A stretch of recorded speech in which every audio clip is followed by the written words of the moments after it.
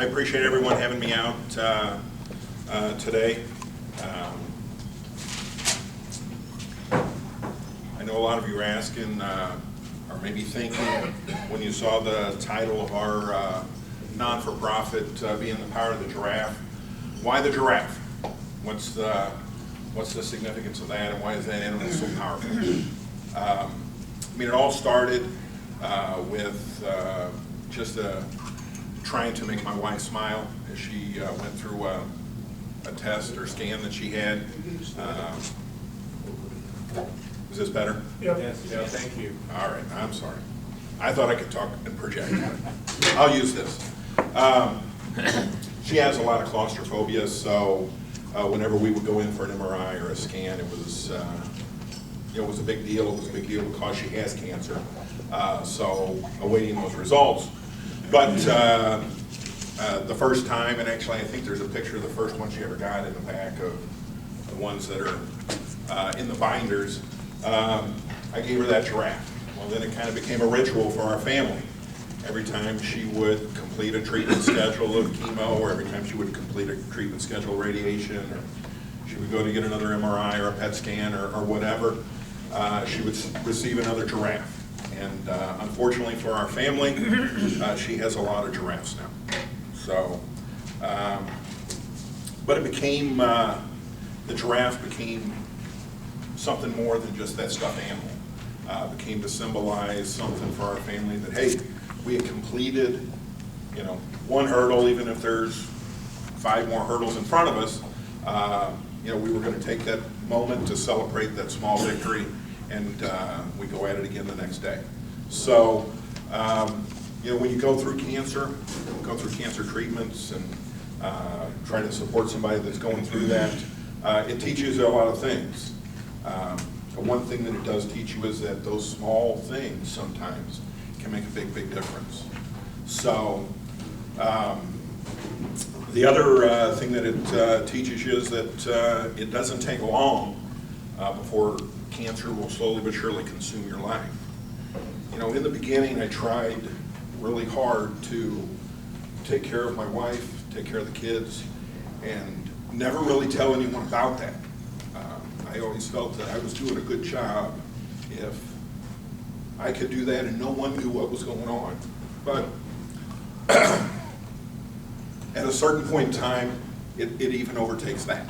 So we had an idea that we were going to try to do something, and we were going to take control back of our lives and not let cancer control us. We were going to dictate how that was going to happen, as opposed to letting it dictate our situation to us. So you come in contact with a lot of people, and people genuinely want to help, but they don't know what to do. So we thought about that, and we thought about how could we make a difference. And I don't know if people saw the article in the paper after we had our 5K run last month, but I thought the tagline on the article was very telling, in that woman battles all cancers, not just her own. And really that's what we're trying to do, is not just help her battle and continue to battle her cancer, which has been going on for 6+ years since it came back, 15+ years total since she first had it back in 2000. But try to help other people and try to inspire other people to help others. I see there's a lot of organizations out there that collect money in the name of cancer, and so much of that goes for cancer research, and that's great, because there's probably a couple of the drugs that Carol's on in her 25+ pills a day that she takes, that hopefully that money that went to cancer research helped discover. But for some people, for some families, there's not a down the road, there's just here and now. So one other thing that we discovered was there's not a lot of assistance out there for those that are going through the battle. That's where we thought we would try to fill that void and be part of that cancer research equation. We're just going to approach it from the other side. There's people out there that are funneling money towards cancer research so the cure is coming. We're trying to help people on the other side to continue to battle, so hopefully the cure finds them. That was our thought. So.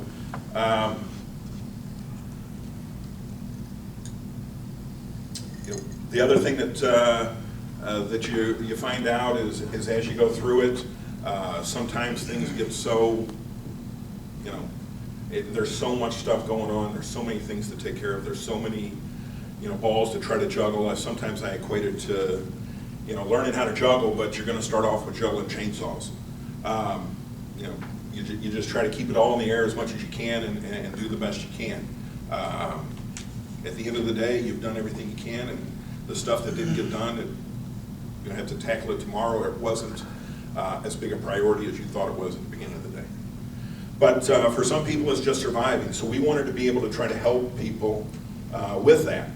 And we thought that we would share the power that even that small stuffed animal has had for people, or has had for Carol, and share that with other people.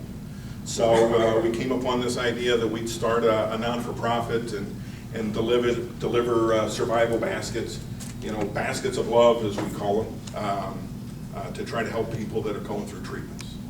In there would be a copy of Carol's story, there'd be a stuffed giraffe, but there'd be items that if you're going through chemo, if you're going through radiation, that you could use. Lotions and chapsticks and nail files and puzzle books while you sit there in chemo, or warm socks or a blanket or whatever. So trying to piece those things together and pass those out to people that are in the struggle now, trying to help those that are out there, going through the same thing that we're going through, and trying to let them know that they aren't alone, because that's one of the other things that you learn with going through cancer, is that it can be very isolating at times. You feel like you don't want to burden people with what you're going through, so it can end up shutting you off. So here's our way to try to help people deepen their resolve. If it helps them regain their hope, then we've done a great thing. And then for some, we're going to put an application in the baskets as well. For those that think that they need some financial support, they can fill out that application and turn it into their doctor. Their doctor can get it back to us, and we can make some small gifts to try to help with co-pays, prescriptions, those kind of things. At this point, we're kind of starting off with $500 or $1,000 gifts to people, but trying to make sure everyone gets a basket, and then financially support those that need some support as well. I know it sounds strange to say, but we have been pretty fortunate because I have decent coverage through my employer. I have, as a financial advisor, I can kind of control my schedule, so I have the flexibility to adjust appointments and get her to, radiation appointments or to her oncologist appointments. Some people don't have that flexibility. We've been pretty fortunate. My wife comes from a large family, and a lot of my family's here in the St. Louis area that we've had friends and family have helped us out, but I know for some they don't have those things. So there again, that was what the void we were trying to fill with that. But the other part that I would say is kind of the challenge that we're putting out to people. We've started with building some baskets. We've delivered a bunch of them to Alton Oncology and Infusion Center at Alton Memorial. We're in the middle of, after our 5K run, we're getting ready to build about another 125 baskets to deliver another 50 up to Alton Oncology. My wife had chemo there, and OSS St. Anthony's, the radiation center there down by St. Clair's, and deliver a 50 or so there to people as well, to kind of spread that. And just we've only passed out about 35 or so at this point, but the response that we've gotten has been amazing. And people have said, I've had ladies send me a message and say, I really appreciate the stuffed giraffe. It's something that I kind of keep with me at all times. Whenever I feel myself getting down, I just kind of look at that and I remember Carol's story, and it keeps me going again. So if that can do that for them, we're doing a great thing. But the challenge that we make to people as well, if you read the story, if you go to the website, thepowerofthegiraffe.org, it talks about, when you go through something like this, you'll have half a dozen to 10 people a day come up to you and say, after they hear what's going on, they'll say, I'm sorry to hear that. If there's ever anything that I can do, you just let me know. Our challenge to those people is, instead of saying that, to just do. You probably have something in your mind that you want to do. Just put that into action. Because a lot of people are, A, either proud, or B, maybe at that point in time they don't need any help. Hey, I've got all the chainsaws in the air, I'm doing a pretty good job right now. And then by the time the stuff hits the fan and you start losing fingers, you don't have time to get everything on your list done, much less remember the last 10 people that said that to you. So our challenge to people is to just do. So when you see these instances where, a coworker, a family member, a neighbor, some other person that you come in contact is going through a situation like this, you go to the website, you print off Carol's story, you buy a stuffed giraffe, and then whatever it is that you were wanting to do that for them and kind of pass on that to them.